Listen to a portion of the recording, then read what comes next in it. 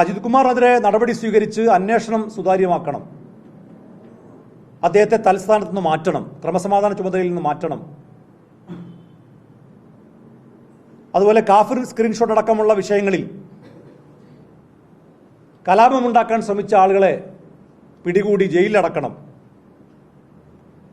ഞങ്ങൾ നേരത്തെ നൽകിയ കളമശ്ശേരി ബോംബ് സ്ഫോടനവുമായി ബന്ധപ്പെട്ട അടക്കം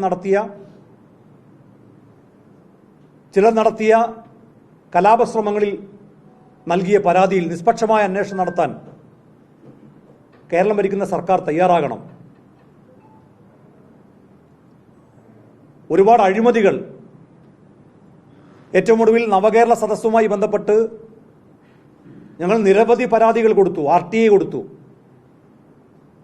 ഒന്നിനും കൃത്യമായ മറുപടിയില്ല. വലിയ അഴിമതിയാണ് നവകേരള സദസ്സുമായി ബന്ധപ്പെട്ട് കേരളത്തിൽ നടത്തിയിട്ടുള്ളത്. ഇപ്പോൾ കോട്ടക്കൽ പോലീസ് സ്റ്റേഷന്റെ ഒരു നിർമ്മാണവുമായി ബന്ധപ്പെട്ട ഒരു ആരോപണം ഉയർന്നു വന്നു. സമാനമായ രീതിയിൽ ഒരു കടലാസില്ലാതെ, ഒരു റെസിപ്റ്റ് ഇല്ലാതെ CPMന്റെ ലോക്കൽ കമ്മിറ്റി സെക്രട്ടറിയും ഏരിയ സെക്രട്ടറിയും അടക്കം വലിയ തോതിലുള്ള പണപ്പിരിവ് നടത്തി നവകേരള സദസ്സിന് വേണ്ടി പണം സമാഹരിച്ച് സർക്കാരിൻ്റെ ഉത്തരവാണ്, മുഖ്യമന്ത്രിയുടെ ഉത്തരവാണ് റെസിപ്റ്റ് കൊടുക്കേണ്ടതില്ല എന്ന്. സാധാരണ പിരിവ് നടത്തിയ റെസിപ്റ്റ് കൊടുക്കണമെന്നാണ് പറയാം. കോടിക്കണക്കിന് രൂപ ചെലവഴിച്ച് ദൂർത്തടിച്ച് നവകേരള സദസ്സ് നടത്തിയിട്ട് എത്ര പണം ചെലവഴിച്ചു, ആരൊക്കെ പണം തന്നു എന്ന ചോദ്യത്തിന് പോലും ഉത്തരം നൽകാത്തൊരു സർക്കാരാണ് കേരളം ഭരിച്ചുകൊണ്ടിരിക്കുന്നത്. അഴിമതിക്ക് പച്ചയായി കുടപിടിക്കുക. ഈ സർക്കാരിനെതിരെ ഞങ്ങൾ നടത്തിക്കൊണ്ടിരിക്കുന്ന നിരന്തര സമരത്തിന്റെ ഭാഗമായിട്ടാണ് ക്ലിഫ് ഹൗസ് മാർച്ചിന് വേണ്ടി യൂത്ത് ലീഗ് സംസ്ഥാന കമ്മിറ്റി തീരുമാനിച്ചത്. ആ കാര്യം മാധ്യമങ്ങളെ അറിയിക്കുകയാണ്.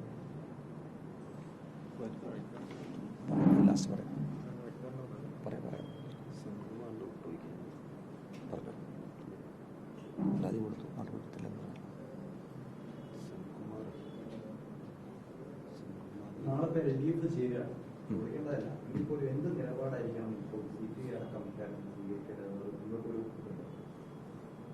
CPI തുറന്നു പറയാൻ തയ്യാറാവണം. കാരണം ഇപ്പോൾ വയനാട്ടിൽ ഭക്ഷണ വിതരണവുമായി ബന്ധപ്പെട്ട് അവിടെ ദുരന്തമുണ്ടായ സമയത്ത് വൈറ്റ് ഗാർഡ് നടത്തിയ സേവനങ്ങൾ എല്ലാവർക്കും അറിയാം. ആ സേവന പ്രവർത്തനങ്ങളെ വിലക്കിയത് ADGP അജിത് കുമാറാണെന്ന് CPIയുടെ ജില്ലാ കമ്മിറ്റി പറയുന്നു. അത് യാഥാർത്ഥ്യമാണെങ്കിൽ CPI സംസ്ഥാന നേതൃത്വം LDFൽ അത് തുറന്നു പറയണം. തൃശ്ശൂരിൽ സുരേഷ് ഗോപിയെ ജയിപ്പിക്കാൻ വേണ്ടി പൂരം കലക്കിയത് ADGP അജിത് കുമാറാണെന്ന് ഭരണകക്ഷി MLA PV അൻവർ പറയുന്നു.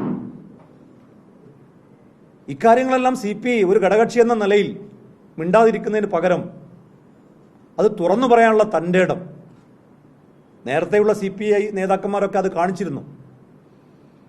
മുമ്പ് ഒരു മന്ത്രി തോമസ് ചാണ്ടി, അദ്ദേഹത്തിനെതിരെ ഒരു ആരോപണം ഉയർന്ന സമയത്ത് CPM അദ്ദേഹത്തെ സംരക്ഷിക്കുന്ന ഒരു നിലപാട് സ്വീകരിച്ചപ്പോൾ ആ മന്ത്രിയെ മന്ത്രിസഭയിൽ നിന്ന് നീക്കണമെന്നാവശ്യപ്പെട്ട് ക്യാബിനറ്റിൽ പങ്കെടുക്കാതെ മാറിയെന്ന ചരിത്രമുള്ള ഒരു പാർട്ടിയാണ് CPI. അവസാനം ആ മന്ത്രിക്ക് രാജിവെച്ച് പോകേണ്ടി വന്നു.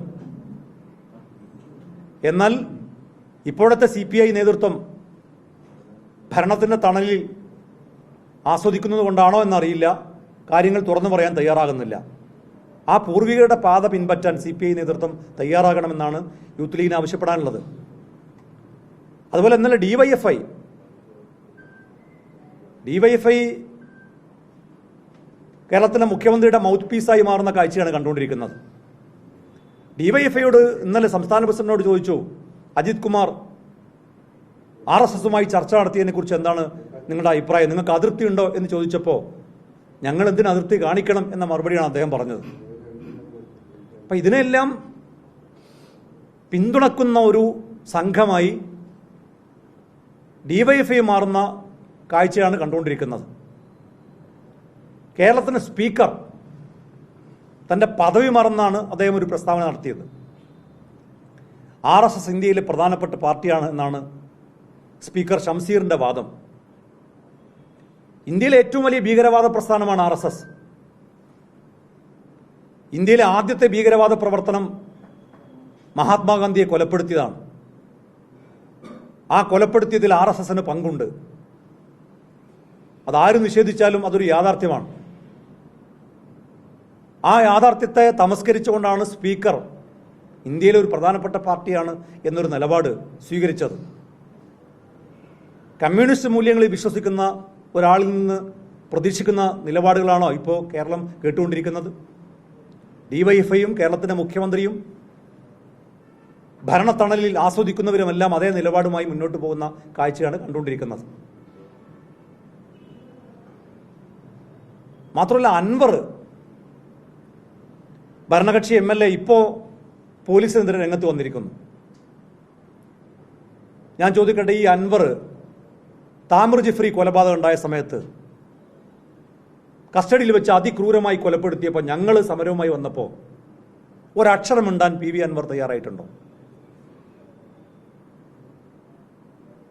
താനൊരു ബോട്ടപകടമുണ്ടായി, ആ ബോട്ടപകടത്തിൽ കൃത്യമായ പ്രതികളെ പോലീസ് സംരക്ഷിക്കുന്നു എന്നൊരാരോപണം ഉയർന്നു വന്നപ്പോൾ ഒരക്ഷരം മിണ്ടാൻ PV അൻവർ തയ്യാറായിട്ടുണ്ടോ?